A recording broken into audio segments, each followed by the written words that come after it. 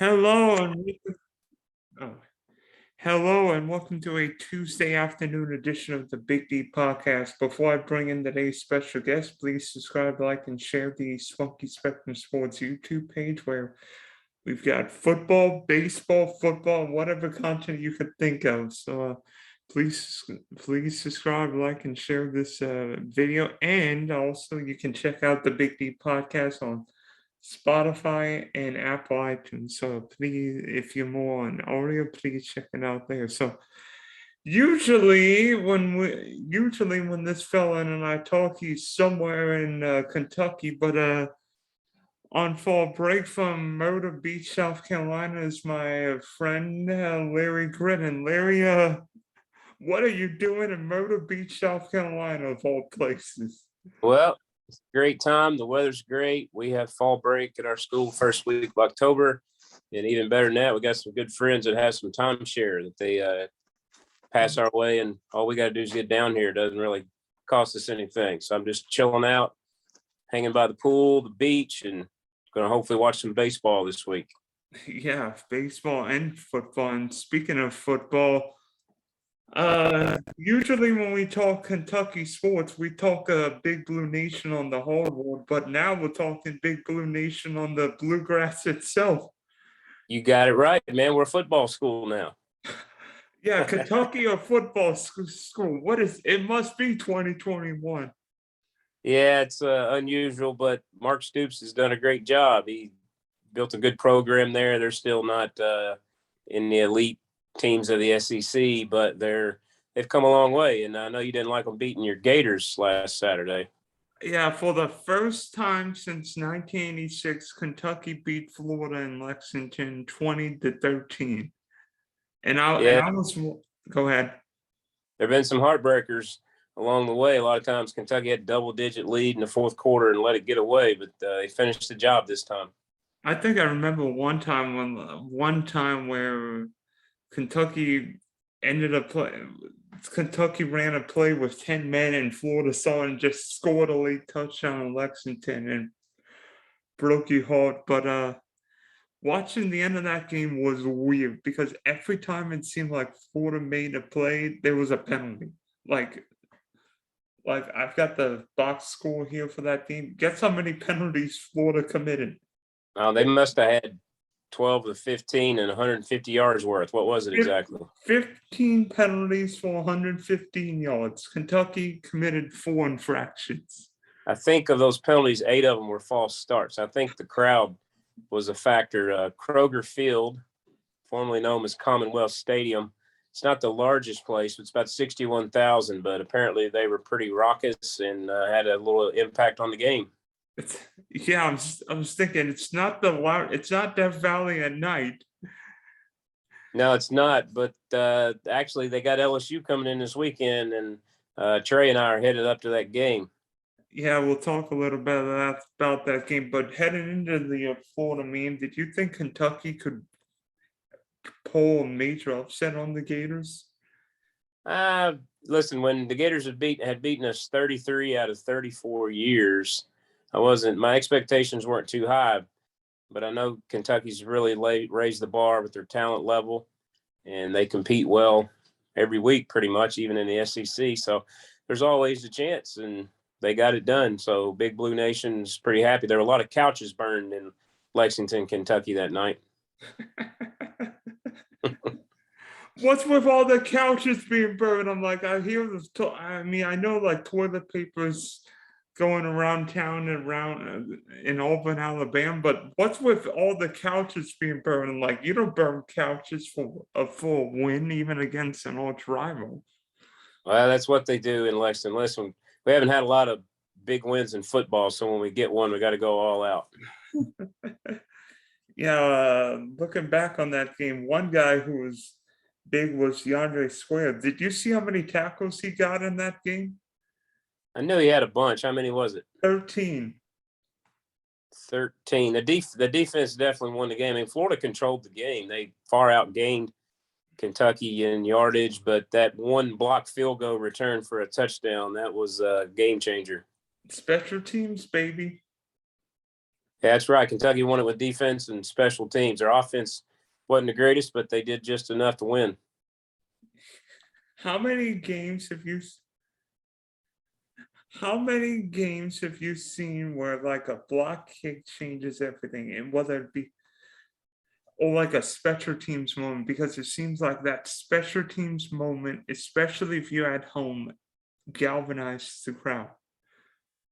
It does. It changed the momentum of the direction of the game, so it turned it in Kentucky's favor, and it was a big play. So again, all three phases, you got to usually do well in all three areas to win. They said Kentucky's offense wasn't the greatest, but they rushed the ball pretty well. But we're supposed to have this new air it out pass offense, this air raid kind of thing. It hadn't quite worked out that way, but they do have a great offensive line and a great run game. Yeah, Kentucky threw the ball for 87 yards. You're not going to beat a top 10 team very often throwing for 87 yards. But the one thing you did, Florida's got like one of the top 2 or 3 rushing offense in football. Yeah, Florida rushed for 171 yards, but that's actually way below the Gators' average. I think they were averaging like 250 or close to 300 yards on the ground. So you limit them to barely 4 yards to rush. So it's not like Florida broke one big play. It was just more 3 yards here, 4 yards here. It's like you kept the Gator rushing attack mostly in check. Eliminated the big play, so that definitely made a difference.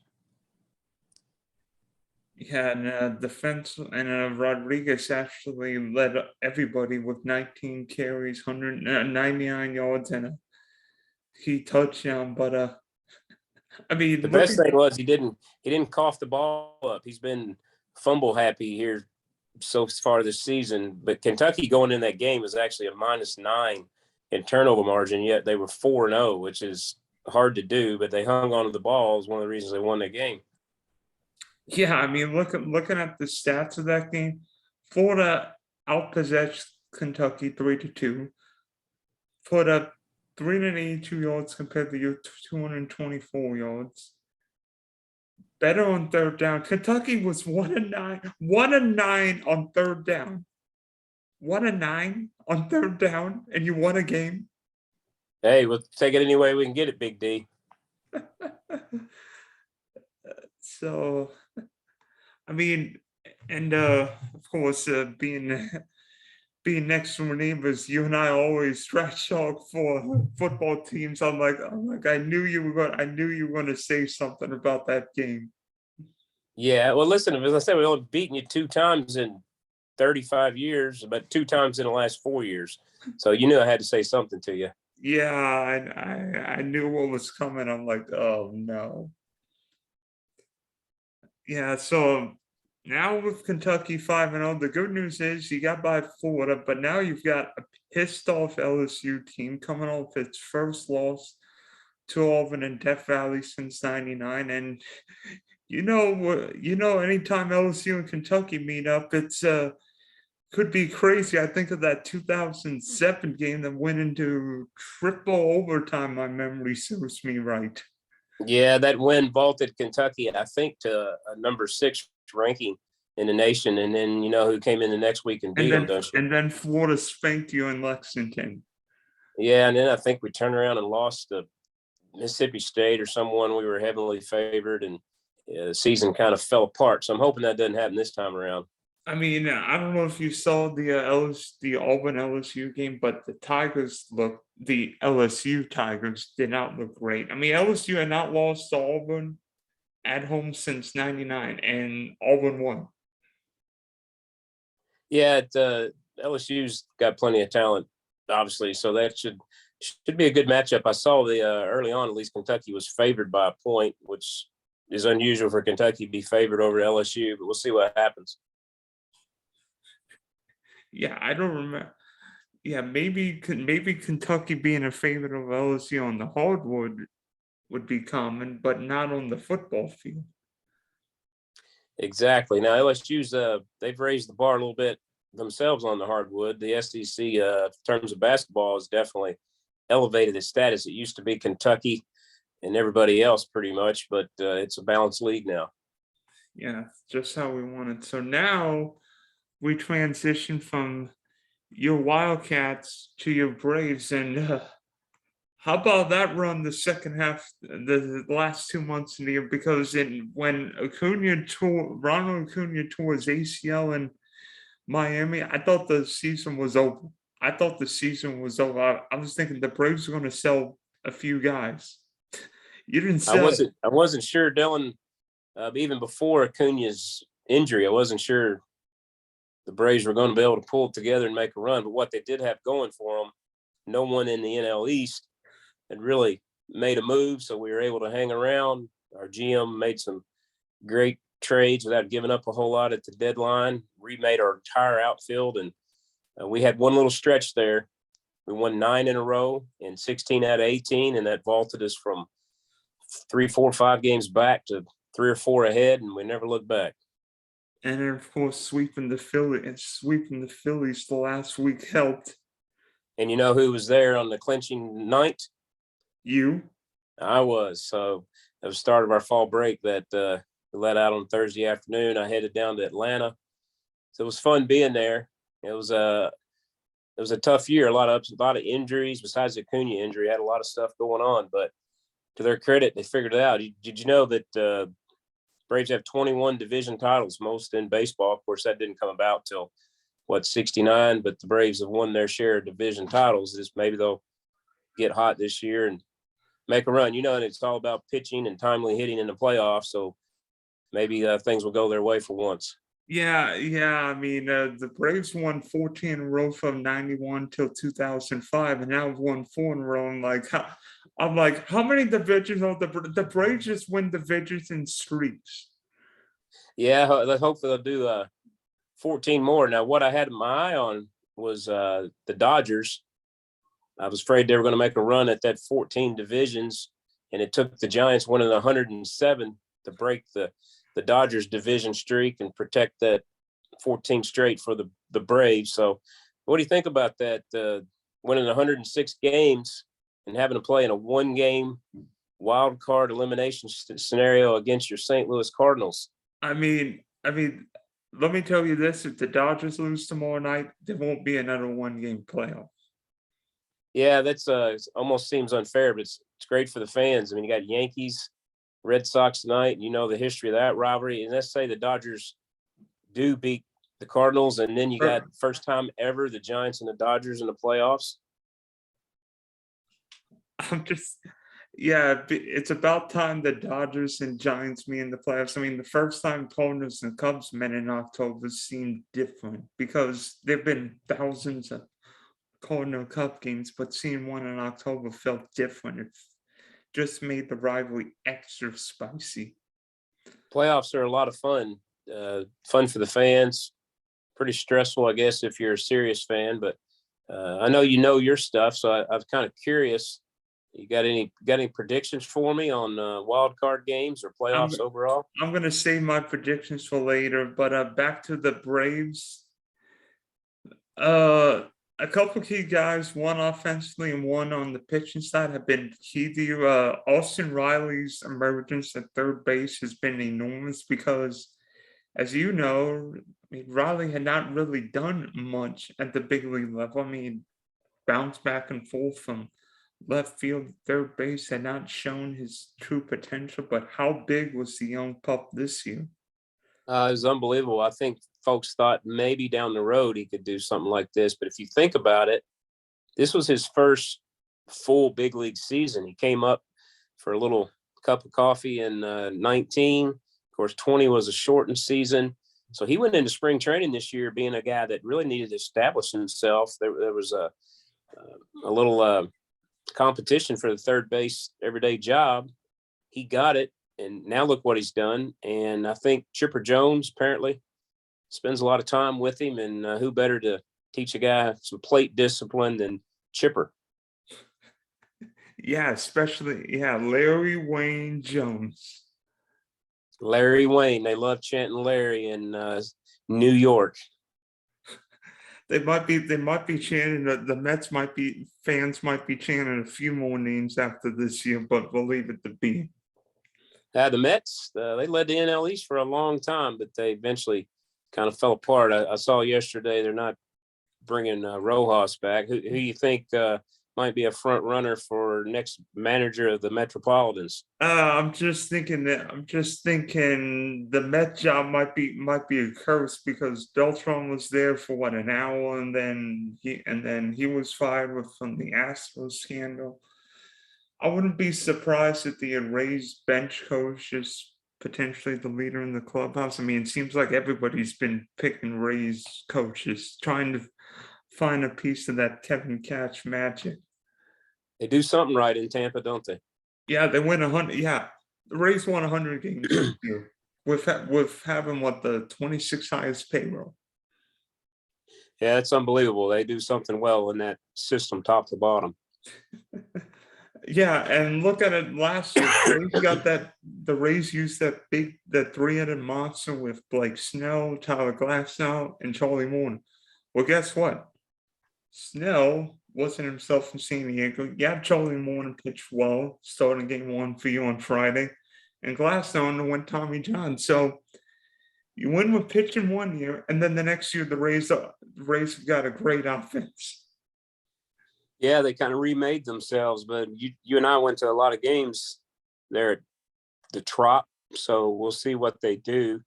I know there's the favorite in the AL, but man, playoffs are a crazy time. You never know what's going to happen.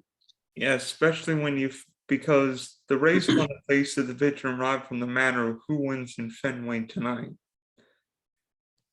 And I mean, the Rays and Yankees just faced each other this past weekend, so they're going to be familiar with each other. And Boston, depending on what happens, could have Chris Sale available for game 2 on Friday if they win. So you never know what to expect when you get division rivals meeting in October. Kind of seems unfair as the current system, but how'd you like to be the Giants and win 107 and have to face your division rival potentially in round 1 that won 106? You know what? Knowing the Giants, I don't think they care. You have to face the Dodgers in the NLDS or NLCS. Just make it early. Just get it over with. You only have to be in 3 times instead of 4. Let's go.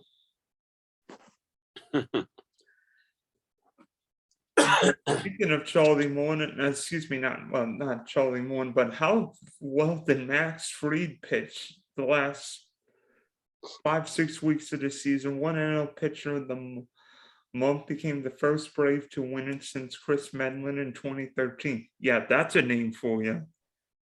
Maximum Fried. I think he's been the best pitcher in baseball. The second half, lefty, can hit about 96, paint the corners with that.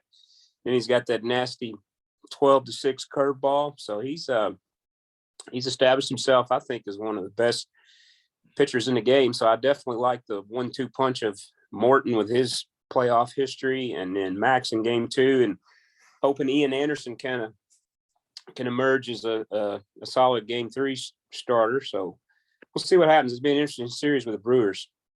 Yeah, I think it'll be a unique series because everybody's looking at Milwaukee's great starting trio with Corbin Burns, Brandon Woodruff, and Peralta, but Atlanta's more capable, especially with Morton, Fried, and Anderson. If he's right of matching them, and it could be a low scoring. It could be a very low scoring series. And remember, Devin Williams breaking his hand. I'm not sure. Yeah, he's lesson there. Don't punch walls during the celebration. Not with your pitching hand, for sure. Yes, yeah.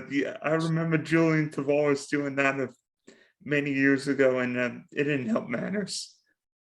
Now you see the Braves, their best starter early on was Yanoa, and he did the same thing, punched something and missed several months, and he hadn't been the same since. So if it goes to a game 4, he may be their game 4 starter. It might be Morton on short rest, or it might be a bullpen game. I'm not sure how that's going to work out. Yeah, wait till you see bullpen games in October, like Game 7, and everybody's using a bullpen game because literally I cannot start anybody. Yeah, games changed a lot. Yeah, openers, bullpen games, and now I mean it changed by the minute with how analytics drives everybody. It's like more the GM is running the team than the manager. I mean, the manager's Yeah, but do you think Tony La Russa and Dusty Baker are going to follow all those metrics, or you think they're going to go with their gut? well, I mean, if Lucas Giolito's throwing 7 shutout innings, or Lance McCullers for that matter. I mean, if Lucas Giolito and Lance McCullers are throwing throwing unhittable baseball, I think both of those managers would go with their ace. Yeah, those guys are cut from a different cloth than some of these younger managers, but all the analytics and all the advanced scouting and stats, and there's so much that go into it. You don't see the days where a guy comes in, guy throws 150 pitches is necessary to do what needs to be done. Starters get pulled now. They're not even necessarily pitching poorly, and they get yanked after 3 or 4 innings. Did you see the start where Tanner Houck was throwing a perfect game for like 5 innings, 5 innings against the Nationals, and the Red Sox yanked him? That's a crime against humanity and baseball, Dylan, in my opinion. I mean, I do think pitch counts have become a little too sensitive because it seems like, oh, you can't throw 90 pitches. And I'm like, well, guys threw 120, 100. Now, true. The one difference is everybody's throwing the ball so much harder than they were 30, 40 years ago. And they're throwing max effort. So maybe they can only throw 90, 100. I understand those arms are major investments. They're protecting their investment. And this season, coming off of a shortened 60-game season, some of these pitchers, it's been a couple of years since they were stretched out to this capacity. So they're trying to protect them a little bit. I'm sure fatigue was an issue, but listen, you get to the playoffs, man, look at Madison Bumgarner. You're going on adrenaline at that point. You just go out there and do what you got to do. Hey, you think? I mean, Max Scherzer's pitching well. Yeah, speaking of the wild card games, I'm intrigued to see what happens tonight in Fenway because I don't know what Garrett Cole we expect because one day he shuts out a team with 15 strikeouts, and another day he gives up 8 runs and 30 in the third. I cannot figure out Garrett Cole. It's going to be a madhouse at Fenway tonight. Imagine being there. I'm sure nobody's getting a whole lot of work done in the city of Boston or all of New England today, getting fired up, anticipating this game. So I know you'll be tuned in watching. I'm hoping to be watching myself. It could be another added chapter to the long, crazy rivalry of the Red Sox and the Yankees. Yeah, I remember JD Martinez is not playing due to the one of the weirdest injuries I've ever heard of. He hurt his ankle running past second base on Sunday. Is that how he got hurt? I didn't see it. I just know they took him out of the game, and the game they had to win, so you knew it had to be somewhat significant. And then I read where he's not in the playoff game tonight, but I'm sure if they win at that point, he goes on to the roster for the LDS. Yeah, JD Martinez is not on the wild card roster when not played, but does that mean potentially Kyle Schwarber DH him, I'm guessing? Maybe that guy was lights out for a while, and the game changed so much. I mean, get these guys changing teams mid-season. I read today where Trey Turner is the first hitter since Willie McGee that won a batting title in 1990. In fact, Willie McGee. In fact, funny story of Willie McGee. He left the Cardinals in August, but had earned enough, but he got enough playing appearances to qualify, and his mark held up, even though he didn't play with St. Louis for the last month or so of the regular season. Where did he get traded? Oakland. Oakland. So he won the NL batting title then, even though he finished the year in the American League. Yes. That's crazy. And with the NL wild card, I can't wait to see those two OGs pitch, because I mean, you've got Max Scherzer throwing, still throwing 97, 98 miles an hour. I mean, 2 starts this year was practically unhittable against the Redbirds. 14 innings, no runs. Is that right? Yeah, struck out 22. Are you nervous for the game? No. I mean, thinking of talk about the Braves had a little spurt there. Your Cardinals had a pretty nice run to put that wild card away. I mean, I haven't seen anything like that in St. Louis. Holy cow. 17 in a row. That's nuts. I tell you what, if the season lasts a little longer, they might have ran down the Brewers for the Central Divisional title. I don't. That would have been a little something in itself, right? Yeah. I mean, the fact, in many ways, the Cardinals could remind people of those Stephen Rockies coming into the playoffs, winning like every game but one, and you never want to face a streaky team. And Adam Wainwright is not pitching like a 40-year-old; he's pitching like a 25-year-old against Carlos Beltran in 2006. Yeah, but look at what happened to the Rockies. They went on that run.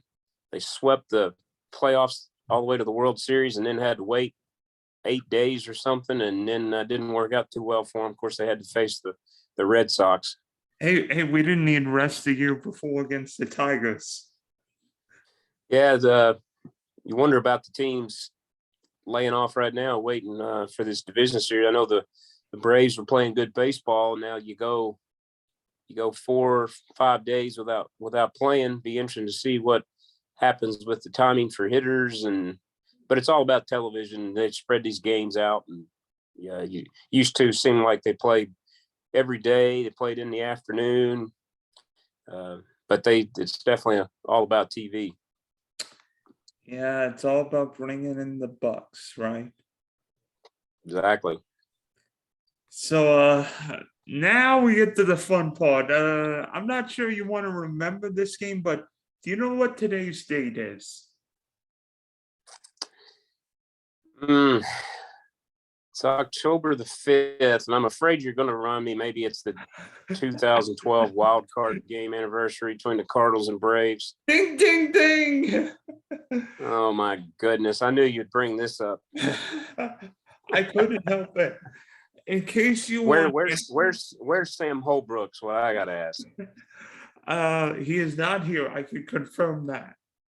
Okay, now, was that an infield fly or not? No, that was not an infield fly. I mean, Cosmo was halfway to Savannah when he lost the ball. Well, I hate that Chipper Jones had to go out like that, but that's the game. Who knows if that's not called an infield fly, maybe the Cardinals still win the game. But it was heartbreaking for the Braves and for Chipper Jones to go out that way. But I think Chipper had a pretty critical error in that game as well. Yeah, there were a few errors in that game. I mean, Medlin was in himself, but the Braves defense really didn't help. You get in these one-game playoff situations, man. It said you better field the ball. The one thing the Braves got going for them on that is their infield's phenomenal. I think a lot of that's attributed to Ron Washington and his work. I'll tell you, Ron Washington's unbelievable. I mean, what he does, the Braves. I mean, Ozzie Albies has been a star this year. I mean, it seems like he's hitting everyone, righty, lefty, doesn't matter.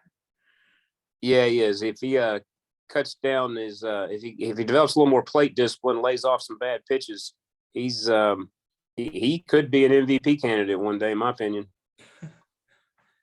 And speaking of defense, I think the Cardinals' outfield defense will be key tomorrow night, because with 3 rabbits in the outfield, I think those guys will be key in catching every fly ball, because even though Max Muncy's probably not playing, the Dodgers still have more power than anybody in baseball. Yeah, I said Wainwright's discovered the fountain of youth or something. I expect him to throw a good game, but I bet Scherzer will as well. Runs are going to be at a premium. Yeah, I think that game could be a little old school. That would be like Chris Carpenter, Doc Holliday 2011, where it's 1-0. One guy throws a shutout, one guy throws 8 innings. I'm like, get that game over with 2.25 hours. Yeah, it could be. And then it'd be 15-14, and we'll wonder what the heck happened. Yeah, that's probably what'll happen. It'd probably be an offensive shootout. Yeah, it'll be everything but. So you ready for the playoffs? You ready for October? I'm ready, man. I'm excited. I've interested. You said something about predictions later. I didn't know if you meant on some separate podcast. You're going to give them out today. No. Be honest. I wouldn't be surprised if either team wins. I think the Red Sox having home field matters, even though we've seen road teams win. I think home field advantage matters, and I don't know what Garrett Cole we see tonight. He's been struggling for sure. He's been way too inconsistent. I mean, like the Indians got him, but I mean, if we see the good Garrett Cole now, it wouldn't surprise me if the Yankees won. But going on the road, the Fenway is never easy, and I really don't know what happens in LA. I think it could go either way. I mean, if the Cardinals can make it a bullpen game, I think they've got an advantage. I just hope Mike Schilt doesn't keep in Adam Wainwright because he's Adam Wainwright, because Cardinals got a good bullpen. Yeah, I'd say the leash should be pretty short for Wainwright tonight. As good as he's been, because that's one game scenario. You got to probably the game will probably be overmanaged if anything. Yeah, you imagine if. I mean, best case scenario realistic best case would be like 1-1 top 7. If you said to Mike Schilt in the Cardinals 1-1 top 7, I'm like, yeah, I take that. You'll take it. I'll be thinking of you tomorrow night when I'm watching that game. Hey, I know you would love the Dodgers being out of the playoffs, because then we're one round close to a rematch to an NLCS matchup. I think if I'm not mistaken, each of the last 5 times the Braves have been eliminated from the playoffs, it was by either the Dodgers or the Cardinals. So my preference would be for both of you guys to lose a wild card game. Unfortunately, that can't happen.